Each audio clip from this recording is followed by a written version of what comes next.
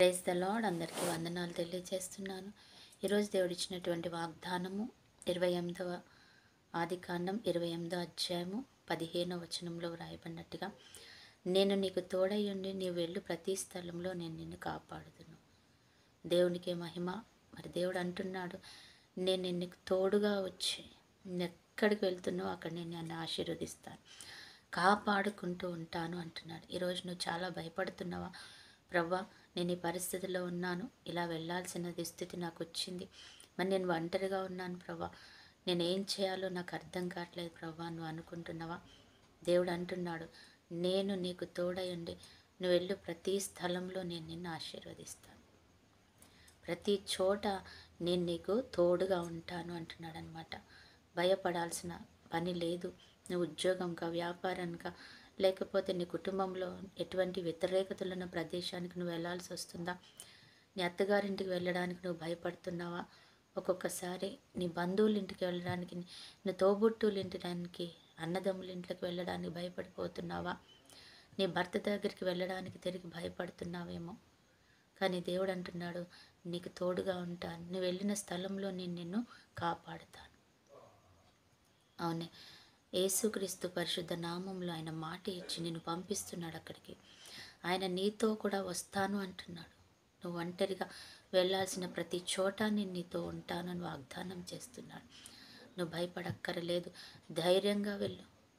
కాలేజీకి వెళ్ళడానికి ఆడపిల్లలు భయపడిపోతున్న పరిస్థితిలో ఉన్నారు కొంతమంది.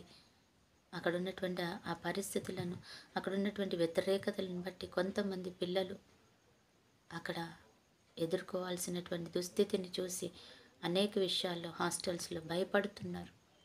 కానీ ఎప్పుడైతే నువ్వు దేవుణ్ణి తోడుగా పెట్టుకుని వెళ్ళావో అక్కడ నీకంతా మేలు, ఆశీర్వాదమే జరుగుతుందన్నమాట. యాకోబు ఒంటరిగా వెళ్ళిపోతున్నాడంట వాళ్ళ మామ ఇంటికి. తెలియదు, దారి తెలియదు, అక్కడే పరిస్థితులు తెలియదు, ఒంటరిగా అక్కడ ఎలా ఉంటుందో, ఆ ఊరు ఎలా ఉంటుందో, నేను ఎలా బ్రతకగలనో తెలియదు. కానీ ప్రతి చోట, ప్రతి అంశములో దేవుడు అతనికి తోడుగా ఉండి ప్రతి క్షణము మాట్లాడుతూ, యాకోబు నేను నిన్ను చూస్తున్నాను, నేను నిన్ను నడిపిస్తున్నాను, భయపడకు, నీవు ఈ పని చెయ్యి అని చెప్పి ఆయనని అనుక్షణము వెంటుండి తప్పిస్తూ ఉన్నాడంట. మరి ఈరోజు నీతో కూడా దేవుడు అక్కడికి వెళ్ళడానికి నువ్వు ఆలోచిస్తున్నావు, కానీ నువ్వు వెళ్ళు ప్రతి క్షణంలో నీకు ఒక తండ్రిలా అక్కడ తోడుగా ఉండి ఈ పని చేయని నేర్పిస్తూ అన్నిట్లో నీకు విజయం ఇస్తూ ముందుకు తీసుకెళ్తూ ఉంటాడు. అప్పుడు నీ ఆనందానికి అసలు నిజంగా హద్దు అంటూ ఉండదన్నమాట. నీ సంతోషం ఎల్లి విరిసిపోతుంది. నిజంగా ప్రభువా, నువ్వు నా ప్రక్కనే ఉన్నావు, నాతోనే ఉన్నావు, నన్ను నడిపిస్తున్నావు అని మీరు కృతజ్ఞతలు చెల్లిస్తారనమాట. అట్టి కృపా దేవుడు మనకి ఇచ్చునుగాక. ఆమేన్. ప్రార్థన. పరిశుద్ధుడైన దేవ, ప్రేమ కలిగిన తండ్రి యేసు, నీకు వందనాలు. నువ్వు మాతో ఉన్న దేవుడు, మానవులు నడిపించే దేవుడవు తండ్రి, మమ్మల్ని విడిపించి నువ్వు గొప్ప చేసే గొప్ప దేవుడవు తండ్రి, నీకు వందనాలు.